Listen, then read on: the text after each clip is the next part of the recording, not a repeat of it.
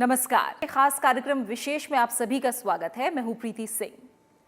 आज से दशकों पहले यानी आजादी से भी पहले के वक्त में जब कोई हॉकी तो दूर खेलों पर भी ज्यादा बात नहीं करता था, उस वक्त सेना के एक जाबाज ने अपनी कलाइयों से मैदान में ऐसा जादू चलाया कि पूरी दुनिया दीवानी हो गई। कहते हैं कि उस वक्त दुनिया भारत को महात्मा गांधी और ध्यानचंद के नाम से ही जानती थी। जी हाँ, वही मेजर ध्यानचंद जिनकी बदौलत हॉकी आज राष्ट्रीय खेल है। उनकी जयंती यानी 29 अगस्त को खेल दिवस के तौर पर मनाने की रवायत है। ऐसे में आज विशेष समर्पित है खेल दिवस यानी मेजर ध्यानचंद की जयंती पर। जानेंगे ध्यानचंद के जीवन को, बात करेंगे देश में खेलों की हालत और उसकी चुनौतियों की। तो शुरू करते हैं आज का विशेष।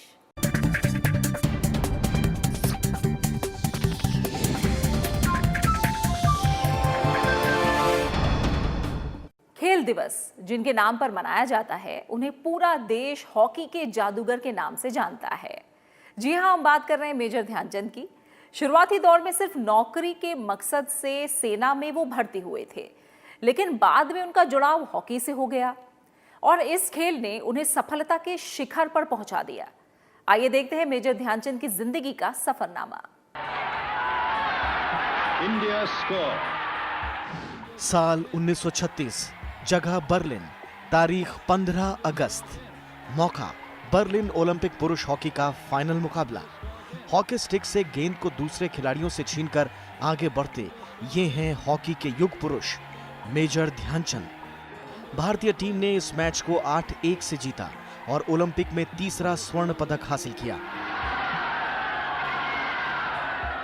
इस जीत के साथ कप्तान ध्यानचंद का नाम भारतीय हॉकी के इतिहास में हॉकी के जादूगर के रूप में दर्ज हो गया। ध्यानचंद जी का सबसे बड़ा योगदान है कि उन्होंने, जब हम गुलाम हुआ करते थे तब से लेकर आज तक, जो देश को जो सबसे बड़ी साख प्रतिष्ठा आपकी होती है, आपको ओलंपिक में गोल्ड्स दिए। और उस वक्त के हॉकी के गोल्ड वन साइडेड, हम बड़ी बड़ी कंट्रीज़ को अकेले, उनसे कभी कहते थे स्टिक छीन लेते हैं, कभी उनकी स्टिक का उनका इंस्पेक्शन होता था कि इसमें कोई चुंबक ना हो, इस तरह की बातें सुनते हैं। और ध्यानचंद जी का सबसे बड़ी चीज़ है कि इवन आफ्टर इंडिपेंडेंस उनका जो कंट्रीब्यूशन रहा, जिस तरह से वो हॉकी से, स्पोर्ट्स से जुड़े रहे, ये मुझे लगता है कि उस वक्त पे जब हमारी प्रायोरिटी कभी भी स्पोर्ट्स नहीं था, मैंने कहा, लेकिन उस वक्त तो बहुत कम था, हमें तो सिर्फ रोजी रोटी, कहते हैं रोटी कपड़ा और मकान चाहिए था। उस वक्त भी स्पोर्ट्स का फोकस रखने में ध्यानचंद जी का बहुत बड़ा योगदान रहा है। मेजर ध्यानचंद सिंह का जन्म 29 अगस्त 1905 को इलाहाबाद में हुआ था। स्कूली शिक्षा हासिल करने के बाद 1922 में 16 साल की उम्र में वो दिल्ली में सेना के 1st ब्राह्मण रेजिमेंट में बतौर सिपाही शामिल हुए। बेहतरीन खेल की बदौलत ध्यानचंद को सेना में पदोन्नति मिली। 1938 में उन्हें वायसराय का कमीशन मिला और वो सूबेदार बन गए। उसके बाद उन्होंने अपने शानदार खेल से लेफ्टिनेंट और कैप्टन की रैंक हासिल की। उसके बाद वो मेजर भी बने। आज क्रिकेट में जो जगह डॉन ब्रैडमैन, फुटबॉल में पेले और टेनिस में रॉड लेवर की है, हॉकी में वही जगह मेजर ध्यानचंद की है। मेजर ध्यानचंद की बात करें, जब हॉकी के जादूगर, जो उन्होंने पूरी, जो कहते हैं कि अगर हिटलर के सामने जब उन्होंने गोल किए तो हिटलर ने कहा था कि आइए मेरे देश की नागरिकता लीजिए और उसके बाद आप मेरे लिए खेलिए। उन्होंने कहा नहीं, मैं भारतीय हूँ। तब तो हम स्वतंत्र भी नहीं थे। सोचिए, जर्मनी में जाकर उस दौर में ये सब कुछ कहना, ये कोई आम बात नहीं थी, लेकिन ये थे जादूगर। जब हम हॉकी की बात करते हैं तो सीधे ये कहा जा सकता है कि मेजर ध्यानचंद का नाम आता है, जिन्हें हम प्यार से दद्दा ध्यानचंद कहते हैं। तो ये कह सकते हैं कि भारत में जहाँ की खेल संस्कृति है ही नहीं और खेलों को एक तरह से गौण माना जाता था, वहाँ एक ऐसा खिलाड़ी पैदा होता है कि जो अकेले दम पर एक खेल में अपनी विशेष छाप छोड़ता है और ओलंपिक सरी के खेलों में ये कह सकते हैं कि विदेशी खिलाड़ियों ने ही विदेशी शासकों को भी प्रभावित करता है। 1926 में मेजर ध्यानचंद को 21 साल की उम्र में न्यूजीलैंड जाने वाली भारतीय टीम के लिए चुना गया। इस दौरे में भारतीय सेना की टीम ने 21 में से 18 मैच जीते। उन्हें 1928 के एम्स्टर्डम ओलंपिक में पहली बार हिस्सा ले रही भारतीय हॉकी टीम का हिस्सा बनने का मौका मिला। सिलसिला आगे बढ़ा और 1932 के लॉस एंजलिस ओलंपिक में भारत अमेरिका के मैच में भारत ने अमेरिका को 24-1 के रिकॉर्ड अंतर से हराया। इस मैच में ध्यानचंद ने 8 गोल दागे। 1936 मेजर ध्यानचंद के लिए सबसे यादगार रहा। बर्लिन ओलंपिक में उन्हें बतौर कप्तान खेलने का मौका मिला। ध्यानचंद की अगुवाई में भारतीय टीम ने शानदार प्रदर्शन किया और फाइनल में मेजबान जर्मनी को 8-1 से करारी शिकस्त दी। भारत को लगातार तीसरा स्वर्ण पदक मिला। जब से उन्होंने स्टिक पकड़ी, ये कह सकते हैं कि उनके स्टिक से गोल ही निकलते रहे। और फिर ये था कि उस समय ऐसा नहीं था कि प्रतिस्पर्धा कम थी, प्रतिस्पर्धा तब भी थी, लेकिन ओलंपिक चाहे 1928 का ओलंपिक हो, चाहे 1932 का ओलंपिक हो, ओलंपिक में जो उन्होंने शुरुआती स्वर्ण पदक हमें दिलाए, वो एक वो दद्दा ध्यानचंद के कारण मिले हमें। तो शुरू में जो एक खेलों की तरफ भारत का रुझान बढ़ाया, या फिर खेलों में ये कह सकते हैं कि भारतीयों को पहचान दिलाई, तो पहला व्यक्ति दद्दा ध्यानचंद थे। इन्हीं दिनों ध्यानचंद के खेल से प्रभावित होकर जर्मनी के तानाशाह हिटलर ने उन्हें जर्मनी की सेना में शामिल होने की पेशकश की, लेकिन ध्यानचंद ने उस प्रस्ताव को ठुकरा दिया। 1948 में 43 साल की उम्र में ध्यानचंद ने अंतर्राष्ट्रीय हॉकी को अलविदा कह दिया। शानदार खेल की बदौलत मेजर ध्यानचंद विश्व भर में छाए रहे। मेजर ध्यानचंद को 1956 में पद्म भूषण से सम्मानित किया गया। 3 दिसंबर 1979 को हॉकी के जादूगर मेजर ध्यानचंद का निधन हो गया। हॉकी के इस महान खिलाड़ी के सम्मान में केंद्र सरकार ने 2012 में मेजर ध्यानचंद के जन्मदिन को राष्ट्रीय खेल दिवस के रूप में मनाने की घोषणा की और तब से हर साल 29 अगस्त को पूरे देश में खेल दिवस मनाया जाता है। आजादी के बाद देश के सामने तमाम मुश्किलें और चुनौतियां थी। खेल पर तो किसी का ध्यान भी उतना नहीं था जितना अन्य क्षेत्रों पर था, लेकिन तमाम चुनौतियों से पार पाते हुए भारतीय खिलाड़ियों ने खेल की दुनिया में भी अपना नाम बुलंद किया और भारत लगातार खेल के क्षेत्र में उभरता रहा। आइए एक नजर डालते हैं भारतीय खेल और खिलाड़ियों के सफरनामे पर। 1947 में जब देश आजाद हुआ, तब शायद किसी ने भी ये नहीं सोचा था कि भूख, गरीबी, अशिक्षा और कमजोर आर्थिक हालात से लड़ता और जूझता भारत आगे चलकर खेल की दुनिया में भी नाम कमा पाएगा। धीरे धीरे ही सही, मगर अपने लक्ष्य पर अडिग और समर्पित भारतीय खिलाड़ियों ने न केवल अंतर्राष्ट्रीय स्तर पर अपनी पहचान कायम की, बल्कि भारत का नाम भी रोशन कर दिया। देश आजाद होने के बाद अगले साल ही भारतीय हॉकी टीम ने 1948 के लंदन ओलंपिक्स में गोल्ड मेडल जीता। हॉकी में अपनी बादशाहत कायम रखते हुए भारत ने कुल 8 ओलंपिक गोल्ड मेडल जीते। इसके बाद 1951 में नई दिल्ली में हुए एशियन खेल में भारतीय फुटबॉल टीम ने इतिहास रचते हुए स्वर्ण पदक जीता। लेवी पिंटो ने 100 मीटर और 200 मीटर की दौड़ में गोल्ड मेडल जीतकर भारत का नाम रोशन किया। 1952 में हेलसिंकी ओलंपिक्स में केडी जाधव कुश्ती में ब्रॉन्ज मेडल जीतने वाले पहले भारतीय बने। यही नहीं, भारतीय महिला खिलाड़ियों ने भी पहली बार इसी ओलंपिक में हिस्सा लिया था। आजादी के बाद क्रिकेट के खेल में भी औपनिवेशिक मानसिकता से उभरते हुए भारतीय क्रिकेट टीम ने 1952-53 में भारत दौरे पर आई पाकिस्तानी क्रिकेट टीम को हराकर पहली बार टेस्ट सीरीज पर कब्जा जमाया। इसके बाद 1958 में बिलियर्ड्स खिलाड़ी विलियम जोन्स विश्व चैंपियन बने। किसी व्यक्तिगत खेल में विश्व चैंपियन बनने वाले वो पहले भारतीय खिलाड़ी बने। 1958 में ही कार्डिफ में हुए कॉमनवेल्थ गेम्स में मिल्खा सिंह ने स्वर्ण पदक जीता। कॉमनवेल्थ गेम्स में स्वर्ण पदक जीतने वाले वो पहले भारतीय एथलीट थे। यही नहीं, मिल्खा सिंह 1960 के रोम ओलंपिक में पुरुषों के 400 मीटर की दौड़ में चौथे स्थान पर रहे। इसके साथ ही फुटबॉल में अपनी लय कायम रखते हुए भारतीय फुटबॉल टीम ने 1962 में हुए एशियन गेम्स में दोबारा गोल्ड मेडल जीता। 1971 में पहली बार भारतीय क्रिकेट टीम ने अजीत वाडेकर के नेतृत्व में वेस्टइंडीज को उनके घर में हराकर टेस्ट श्रृंखला जीती। भारतीय टीम द्वारा विदेश में टेस्ट जीतने का ये पहला मौका था। 1980 में प्रकाश पादुकोण ने ऑल इंग्लैंड बैडमिंटन चैंपियनशिप का खिताब जीता। 1983 में भारतीय क्रिकेट के लिए सबसे सुनहरा साल साबित हुआ जब कपिल देव की कप्तानी में टीम ने विश्व कप क्रिकेट का खिताब जीता। 1986 में भारत की उड़नपरी पीटी उषा ने सियोल एशियन गेम्स में 5 पदक जीते, जिसमें 4 स्वर्ण पदक थे। वहीं 1988 में विश्वनाथन आनंद शतरंज में भारत के पहले ग्रैंड मास्टर बने।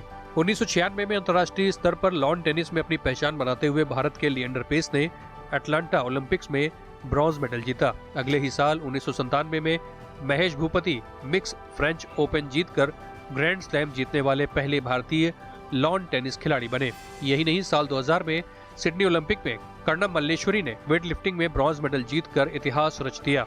2003 में विश्व कप में अंजू बॉबी जॉर्ज ने महिलाओं की लंबी कूद में ब्रॉन्ज मेडल जीता।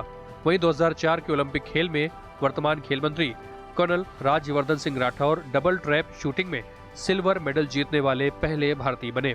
इसके बाद 2008 के बीजिंग ओलंपिक्स में अभिनव बिंद्रा ने पुरुषों के 10 मीटर एयर राइफल इवेंट में गोल्ड मेडल जीतकर इतिहास रच दिया। ओलंपिक में गोल्ड मेडल जीतने वाले वो पहले भारतीय बने। 2012 में लंदन में हुए ओलंपिक खेल में मैरी कॉम ने ब्रॉन्ज मेडल जीता, जबकि 2016 के रियो द जेनेरियो ओलंपिक में पीवी सिंधु ने बैडमिंटन में रजत पदक जीतकर देश का नाम रोशन किया। 2016 के ओलंपिक में ही भारतीय महिला पहलवान साक्षी मलिक ने महिलाओं की 58 किलोग्राम कुश्ती प्रतियोगिता में कांस्य पदक जीतकर इतिहास रच दिया। इन सब के अलावा जकार्ता में चल रहे एशियन गेम्स में भी खेल के सभी क्षेत्र में भारतीय खिलाड़ियों का शानदार प्रदर्शन जारी है। वक्त जरूर लगा, तैयारियां देर से शुरू हुई, तमाम दुश्वारियां आई, लेकिन मजबूत इरादे और अटल विश्वास के बदौलत भारत और भारतीय खिलाड़ी खेल के सभी क्षेत्रों में आगे बढ़ते गए और भारत खेल की दुनिया में भी एक नई ताकत बनकर उभर रहा है। खिलाड़ियों को बढ़ावा देने और प्रतिभाशाली युवाओं को प्रोत्साहन देने के लिए देश में एक खेल नीति भी है। इसमें समय समय पर बदलाव होते रहते हैं। खेल दिवस के मौके पर खेलों की सेहत पर बात होना भी जरूरी है। खासकर ओलंपिक्स में देश के प्रदर्शन के बाद ये चिंता ज्यादा बड़ी लग रही है। आइए खेलों के सामने मौजूदा चुनौतियों पर बात करते हैं इस रिपोर्ट के जरिए।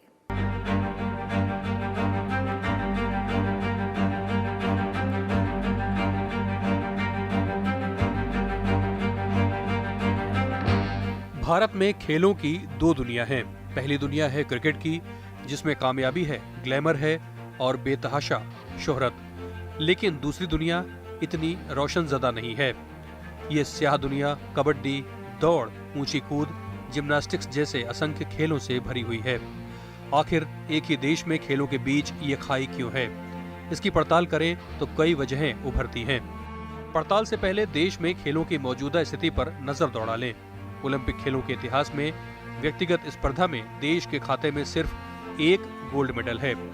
2008 के ओलंपिक खेलों में अभिनव बिंद्रा ने 10 मीटर एयर राइफल स्पर्धा में ये मेडल जीता था। 1928 से 1980 के बीच हमने 8 गोल्ड मेडल जरूर जीते, लेकिन ये मेडल सिर्फ हॉकी हमें दिला पाई। भारत में खेलों की स्थिति का अंदाजा आप इस बात से बखूबी लगा सकते हैं कि दुनिया में कई ऐसे खिलाड़ी हैं जिन्होंने अपने देश के लिए भारत को पिछले करीब 100 सालों में मिले कुल स्वर्ण पदकों से ज्यादा पदक जीते हैं। सबसे बड़ी चुनौती मैंने कहा भारतीयों के परिप्रेक्ष्य में अगर आप कहें तो इंडियंस के लिए सबसे बड़ी चुनौती है कि जब वो बड़े हो रहे हैं, 15, 16, 17 साल के हैं, जो कैरियर ईयर्स होते हैं। स्पोर्ट्समैन क्या करता है, अगर आप बार बार देखें कि स्पोर्ट्समैन जब बड़ा हो रहा होता है उसके पास बहुत बड़ा चैलेंज होता है, अरे आप डॉक्टर बनेंगे, इंजीनियर बनेंगे, पायलट बनेंगे या स्पोर्ट्समैन बनेंगे। बहुत विरले ऐसे लोग होते हैं जो आप इंजीनियर भी बन गए और स्पोर्ट्समैन भी बन गए, ऐसा नहीं होता है। वो सेक्रीफाइस करते हैं स्टडीज़ को और उसके बाद स्पोर्ट्समैन बनते हैं। तो अब ऐसे में उनकी तो कोई गलती नहीं है अगर वो एक चीज़ को सेक्रीफाइस कर रहे हैं। तो इसीलिए मैंने कहा कॉर्पोरेट सेक्टर या गवर्नमेंट, सेमी गवर्नमेंट, इन सब का योगदान है कि जब वो बन रहा है और अच्छा है, जूनियर लेवल, नेशनल लेवल पे अचीव कर रहा है, उसको एक प्लेटफॉर्म दीजिए। ये अब आप ये चीज़ लग गए हैं जो भी संस्थान में आपको, अब आपकी रोजी रोटी इज़ टेकन केयर ऑफ। अब आप अच्छा कीजिए, आपको सर्विस में प्रमोशंस मिलेगा। साल 2016 में मानसून सत्र के दौरान संसद की स्थायी समिति ने देश में स्पोर्ट्स कल्चर पर कई गंभीर सवाल खड़े किए थे। इसमें सबसे ज्यादा चौंकाने वाला था खिलाड़ियों पर हो रहा खर्च। खेल विभाग ने समिति को कुछ आंकड़े दिए जिन्होंने देश में खेलों की स्थिति पर रोशनी डाली। खेल विभाग के मुताबिक अमेरिका अपने खिलाड़ियों पर रोज 22 रुपए प्रति खिलाड़ी खर्च करता है। ब्रिटेन 50 पैसे प्रति खिलाड़ी रोज खर्च करता है। जमैका जैसे छोटे देश भी 19 पैसे प्रति खिलाड़ी रोज खर्च किया करते हैं। लेकिन भारत में सरकार रोज एक खिलाड़ी पर सिर्फ 3 पैसे खर्च करती है।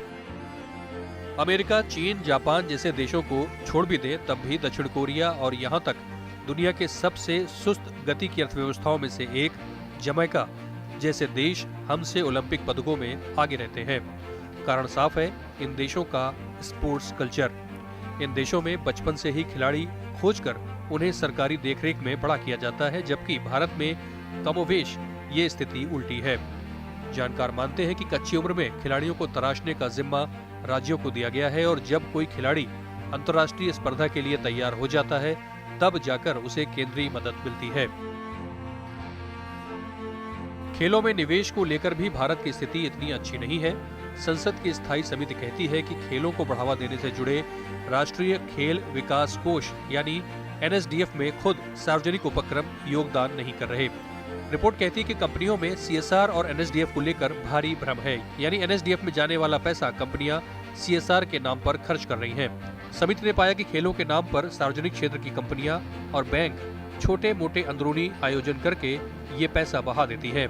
इसमें पार्टी, क्लब और छोटे मोटे मैच शामिल हैं, जबकि ये पैसा खिलाड़ियों पर खर्च होना चाहिए। समिति ने खेल विभाग के बारे में जवाब तलब किया था। समिति के सामने खेल विभाग ने माना कि भारत में आबादी की तुलना में खेलों में प्रदर्शन लचर रहा है और खेलों के लिए सुविधाओं के साथ साथ उपकरणों, दवाओं और विशेषज्ञों की भी भारी कमी है। खेल विभाग ने कहा कि खिलाड़ी देश में खेलों को करियर के तौर पर अपनाने से परहेज करते हैं क्योंकि इसमें अनिश्चितता के साथ पैसों की कमी है। समिति ने पाया कि खिलाड़ियों को नॉन ऑफिसर ग्रेड में भर्ती किया जाता है। समिति ने सुझाव दिया कि राष्ट्रीय स्तर के खिलाड़ियों को सरकार अधिकारी ग्रेड में भर्ती करे। एक सच्चाई ये भी है कि सरकारी सेवा में आने के बाद ज्यादातर खिलाड़ी अपने खेल पर फोकस नहीं कर पाते और दूसरे कामों में व्यस्त हो जाते हैं। स्थायी समिति ने जिन खामियों को उजागर किया है वो बेहद गंभीर लेकिन सीमित हैं। खेलों के सामने जमीनी चुनौतियां कई और भी हैं। इसमें सही कोचिंग का अभाव, विदेशी कोचों पर ज्यादा निर्भरता, स्कूली शिक्षा में खेलों को बढ़ावा, राष्ट्रीय स्तर पर खेलों के लिए समर्पित संस्थान, रिसर्च, बुनियादी सुविधाओं और संसाधनों की कमी, गरीबी और प्राइवेट सेक्टर की ओर से निवेश में भारी कमी शामिल है। देश की 60% से ज्यादा आबादी युवा है। इसमें भी बड़ा हिस्सा 24 साल से कम उम्र के युवाओं का है। खेलों के मामले में दुनिया का सिरमौर बनने की यह आदर्श स्थिति शायद कभी नहीं होगी।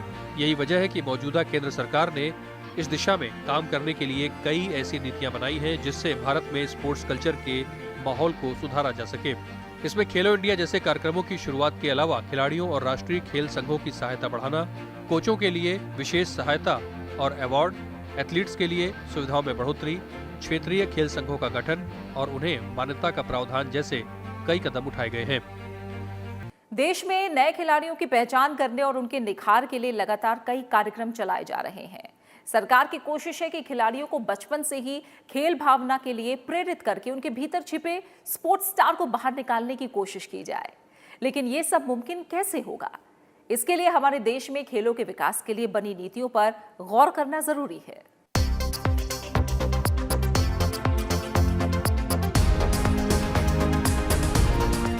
भारत में खेलों के विकास के लिए 1982 में राष्ट्रीय कल्याण कोष की स्थापना की गई। इस कोष से खिलाड़ियों को वित्तीय मदद देने का प्रावधान किया गया। इसी साल भारत सरकार में खेल विभाग की स्थापना की गई। 1985 में अंतर्राष्ट्रीय युवा वर्ष के मौके पर इस विभाग का नाम बदलकर खेल और युवक कल्याण विभाग कर दिया गया। 7 मई 2000 को इसे स्वतंत्र मंत्रालय घोषित कर दिया गया। 30 अप्रैल 2008 से इस मंत्रालय को युवक कल्याण विभाग और खेल विभाग में बांट दिया गया। खेल और युवक कल्याण मंत्रालय के तहत भारतीय खेल प्राधिकरण यानी SAI की भी स्थापना की गई। इसका काम युवाओं की प्रतिभा को सामने लाकर उन्हें तराशना और खेलों के विकास के लिए बुनियादी सुविधाएं, उपकरण तथा प्रशिक्षण उपलब्ध कराना है। जो सपोर्ट होती है स्पोर्ट्समैन के लिए वो बहुत कम हुई है। ये बहुत अनफॉर्चुनेट पार्ट है। गवर्नमेंट का कंट्रीब्यूशन बढ़ा है, गवर्नमेंट पैसा बहुत लगा रही है, लेकिन गवर्नमेंट का एक जो कहते हैं ना एक लेवल तक ही जा सकते हैं, ऐसा नहीं कि पूरा बजट उस पर दे देंगे। तो इसमें कॉर्पोरेट सेक्टर को आगे आना पड़ेगा। दरअसल आज़ादी से पहले अंग्रेजी शासन के दौरान क्रिकेट, हॉकी और फुटबॉल के अलावा दूसरे खेलों पर खास ध्यान नहीं दिया गया। ये तीनों ही खेल अंग्रेज शासन और देशी संभ्रांत वर्ग तक सीमित थे। आज़ादी के बाद देशी खेलों के विकास पर बात शुरू हुई। हालांकि पहली बार राष्ट्रीय खेल नीति 1984 में बनाई गई। इसमें इस बात पर जोर दिया गया कि 50 में से 16 खेल विषयों पर ध्यान दिया जाए और इनकी प्राथमिकता के आधार पर विकास किया जाए। 16 सूत्री इस खेल नीति में ग्रामीण इलाकों में खेलकूद के विकास, खिलाड़ियों के लिए पौष्टिक आहार की व्यवस्था, स्कूल कॉलेजों की सांस्कृतिक गतिविधियों में खेलों को शामिल करना, खिलाड़ियों के लिए रोजगार की व्यवस्था, खेल उद्योग को बढ़ावा और अंतर्राष्ट्रीय प्रतियोगिताओं में शिरकत सुनिश्चित करना शामिल था। खेलो इंडिया में आपको गाँवों को जोड़ना होगा और गाँवों को जोड़ने के लिए आपको वहाँ की जो विशिष्ट प्रतिभा है उसको उभार कर सामने लाना होगा।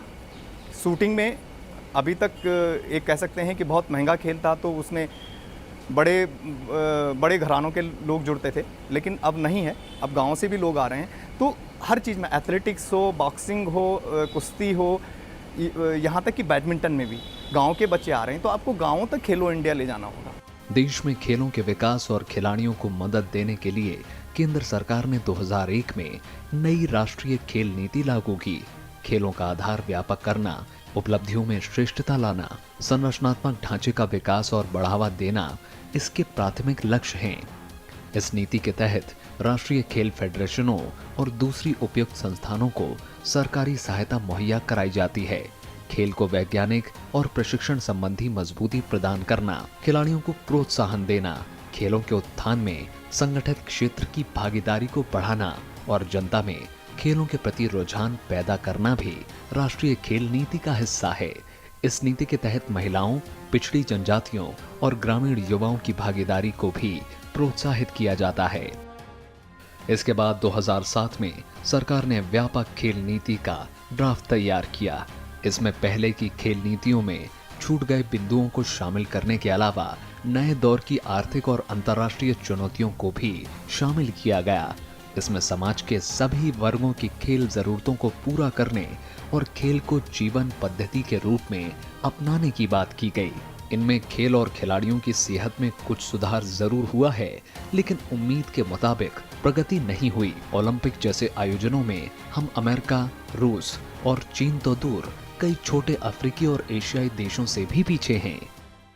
और खेलना चाहते हैं हम, खूब खेलो साथ में है हम, खेल से मुस्कान पाए हम, खेल से पहचान पाए हम, दुनिया को हिलाएंगे, खेल के दिखाएंगे, हम नहीं है किसी से कम।